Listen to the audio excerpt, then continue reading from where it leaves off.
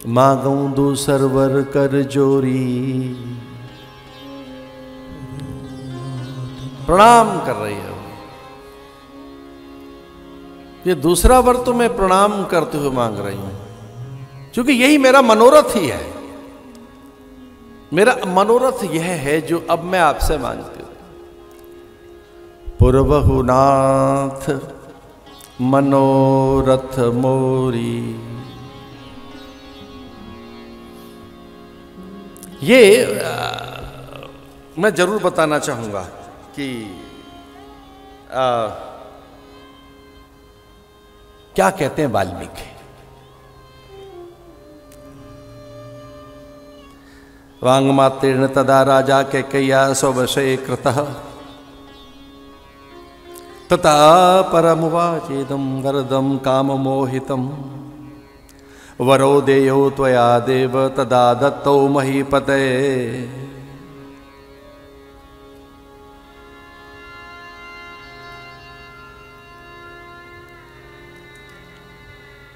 हे राजन सावधान,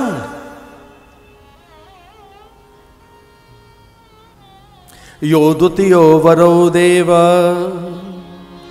दत्त प्रीतेन मे त्वया तदा देवासुरे युद्धे तस्य कालोऽयमागतः। के शब्दों का आनंद लीजिए। नवपंच च वर्षाणि दंडकारण्यमाश्रितः। नवपंच, 9 और 5 कितने होते हैं? 14। नवपंच च वर्षाणि दंडकारण्यमाश्रितः चिराजनधरौ धीरौ रामो भवतु तापसः। रामो भवतु तापसः। रामो भवतु तापसः। आदेश कीजिए राम को, वस्त्र उतार दे, ये सब मुकुट माथे का, मणियों की ये मणि मुकुट और मोतियों की माला, अंगुलिया का राजदंड, स्वर्ण किरीट। आदेशित किए राम को। कनक भवन से निकले। चिराजन धरौ धीरौ रामो भवतु तापसः। मैं दूसरे वर में राम के लिए तापसी वेश मांगती हूं। मैं दूसरे वर में राम को तपस्वी देखना चाहती हूं। नवपंच वर्ष के लिए दंडकारण्य में जाए राम।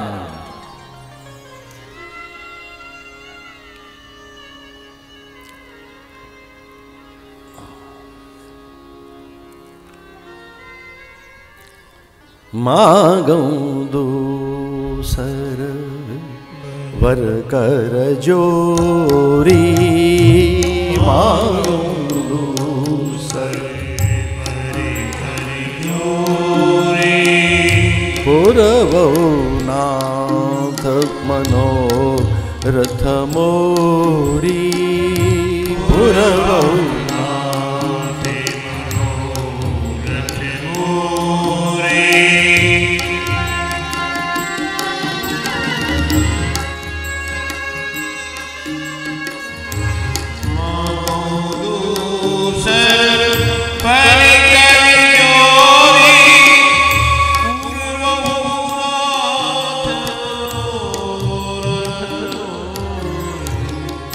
तापस वेश विशेष उदासी। तापस वेश विशेष उदासी। तापस वेश विशेष उदासी। तापस वेश विशेष उदासी। 14 बरस राम वनवासी, 14 बरस राम वनवासी।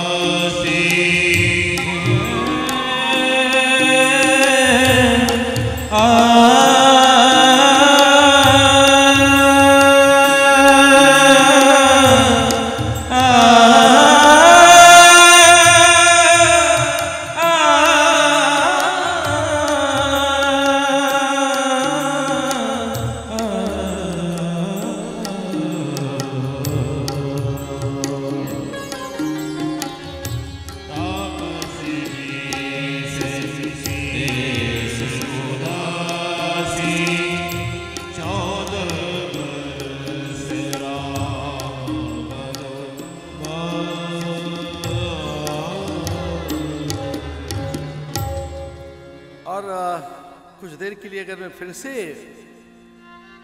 ब्रह्मा और वाल्मीकि के मन की बात देखूं तो वो क्या कहते हैं। कैकेयीम ब्रवीत क्रुद्धो धन्यवतेजसा,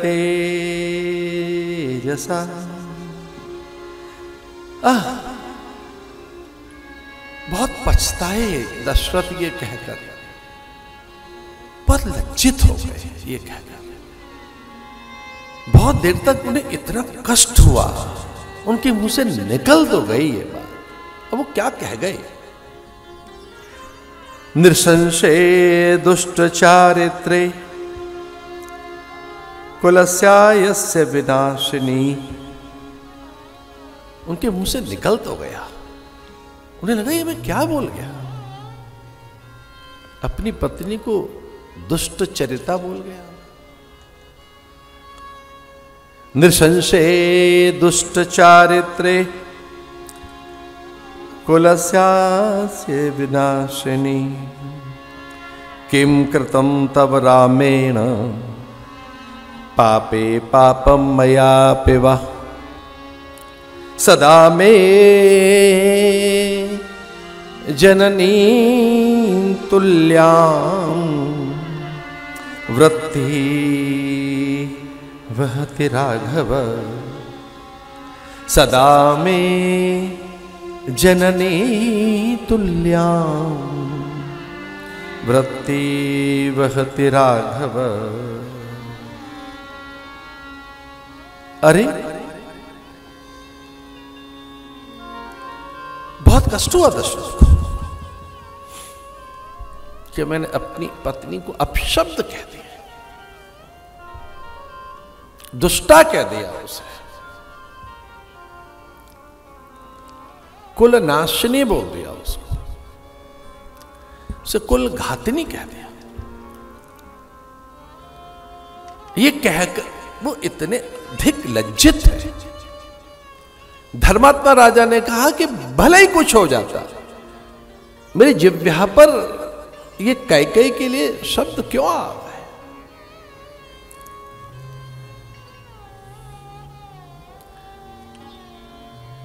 इस बात से अधिक विचलित हैं वो कि कैकेयी हर्षित है इन बातों को सुनकर। तो उन्हें लगा कि कैकेयी का यह मूल चरित्र नहीं है, ये कैकेयी की मूल प्रकृति नहीं है।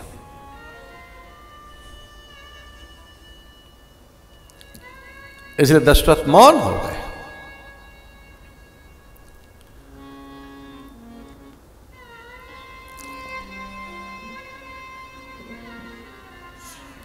ऐसा कहते हैं 13 बार मूर्छा आई रात को दशरथ को।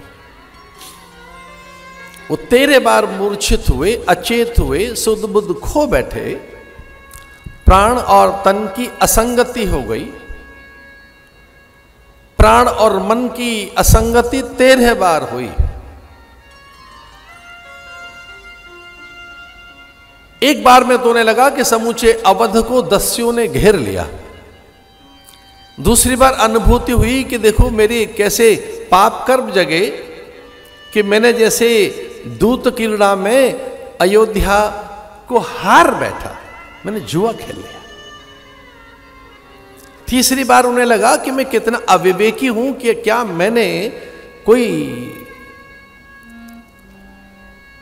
अशुद्ध आहार ले लिया, क्या मैंने ऐसा अन्न लिया है जिससे मुझ में पाप जगा और मैं विवेक और संयम खो बैठा। एक बार उनके मन में ऐसा आया, क्या कोई अभिचार कर्म हो गया अयोध्या के ऊपर?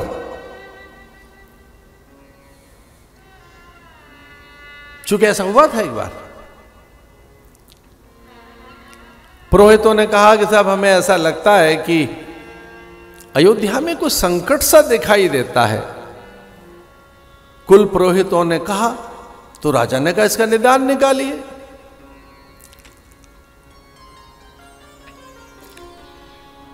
गुरुदेव वशिष्ठ से पूछा गया कि पुरोहित कह रहे हैं कि कोई अयोध्या पे संकट आएगा। गुरुदेव ने कहा इन पुरोहितों से पूछो अयोध्या पे आएगा कि आप पे आएगा। अब पुरोहित भी कई बार, अब उनको मिल जाए समय तो ज्यादा बता देते हैं। कई बार पुरोहितों ने कहा जी अयोध्या पे तो आएगा नहीं, पर आएगा दशरथ पे, राजा पे आएगा तो प्रजा पे ही आया हुआ समझो। अगर राजा पे संकट आ रहा है तो वो संकट अयोध्या पे ही तो हुआ। गुरुदेव ने कहा पुरोहित सांचे हैं और इनकी बात मानकर उपाय करो। गुरुदेव ने कहा बताओ उपाय क्या है? बताया साहब अखंड दीप रख लीजिए और कुल देवता का ध्यान कर लीजिए।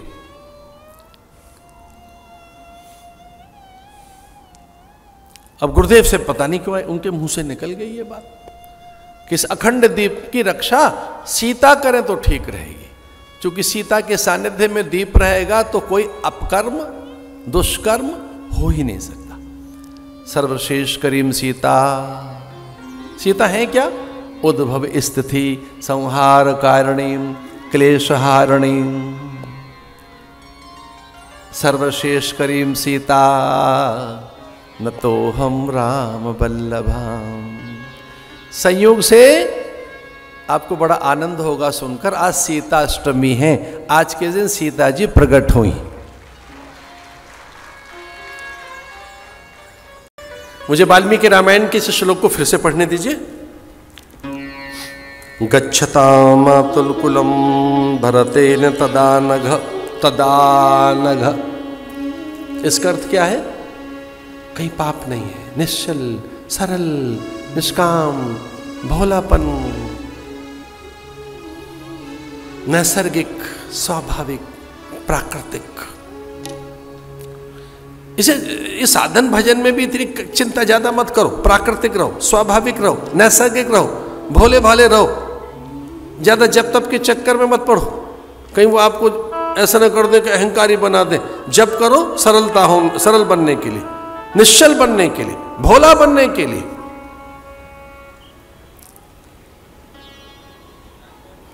इसमें पता है क्या लिखा है?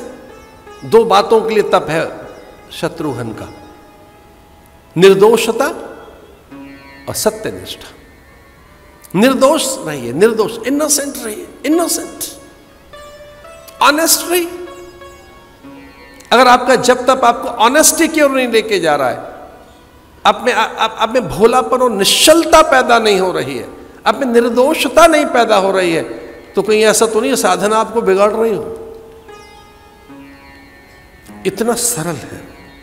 शत्रुघ्नौ नित्य शत्रुघ्नौ नीत। अपने भीतर के शत्रुओं को जीतने के लिए प्रयत्नशील रहो। पहला साधन यह है कि हमारे भीतर में कोई शत्रु न रहे, हमारे भीतर में किसी प्रकार का वैर न रहे। और इस प्रकार मातुल कुल में भेज दिए गए शत्रुघ्न, और हां भरत भी। लेकिन पहले कौन भेजे जा रहे थे? शत्रुघ्न और भरत भी। दोनों रानियां मंडवी और श्रुतिकीर्ति थी। एक विभूति चली गई, और एक इतनी बड़ी विभूति गई महात्मा निकल गया घर से। यद्यपि राम महान है, वो सर्वशक्तिमान है, लेकिन इतनी बड़ी जो दुर्घटना होने वाली है अभी कि राम वन जाएंगे। अब कल्पना तो करके देखो, अगर भरत वहां होता, राम वन चले जाते क्या? अगर भरत होता वहां, भरत की उपस्थिति होती,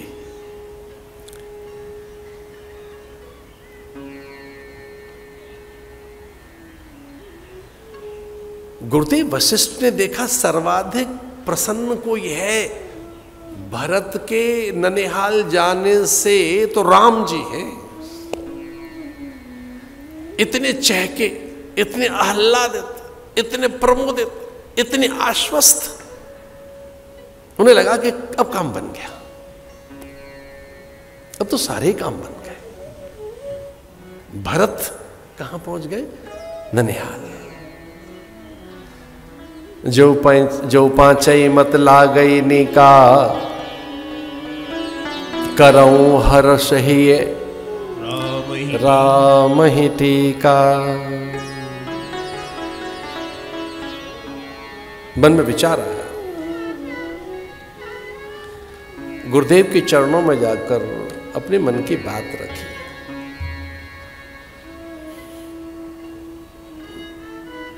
यहां से आरंभ किया, बोले महाराज मुकुट अब मेरे से संभाला नहीं जाता।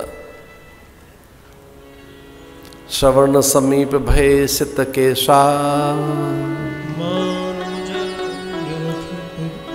उपदेश अपने बालों को दिखाने लगे। यहां श्रवण समीप भय सित केशा, गुरुदेव देखो मेरे यहां बाल सफेद हो गए, इसका अर्थ है उस उम्र में यहां सफेद होते होंगे। वो तो अभी भी होते हैं लेकिन अब जल्दी हो जाते हैं। श्रवण समीप भयसित केसा, मनहु जरठ पन अस उपदेशा। नृपुरराज राम कहु देहु, जीवन जन्म लाभ किन ले। अब गुरुदेव मैं जन्म का लाभ, जन्म की सिद्धि, जन्म का हेतु, जन्म का प्रयोजन, जन्म का शेष कर्तव्य पूरा कर लेना चाहता हूं। उत्तरावस्था में भजन करना चाहिए, यजन करना चाहिए, योग सिद्धि करनी चाहिए, सन्यास का आनंद लेना चाहिए, गुरु सानिध्य में समय बिताना चाहिए। अब आपकी आज्ञा हो तो मैं ये मुकुट राम के माथे पे रख दूं। और ऐसे कहकर 5 लोगों की सम्मति ली।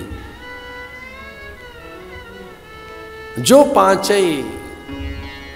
ये मेरा मत, ये 5 लोगों को अच्छा लगता हो। कौन कौन? पहला कौन? ये ऋषि मुनि, ये जो विप्रगण हैं, ये जो ऋषि मुनि हैं, ये जो आचार्य है, आप्त पुरुष है, जो वेद मूर्ति है,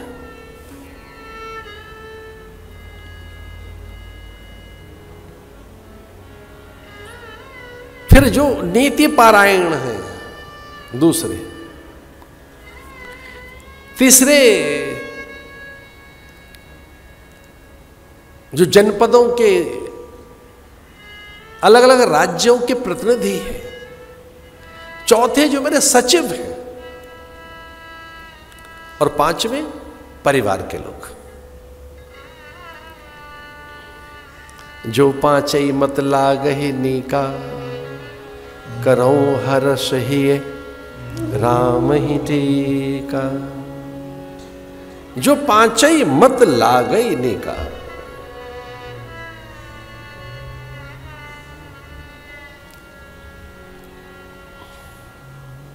साधु साधु कहकर सब प्रसन्न हो गए।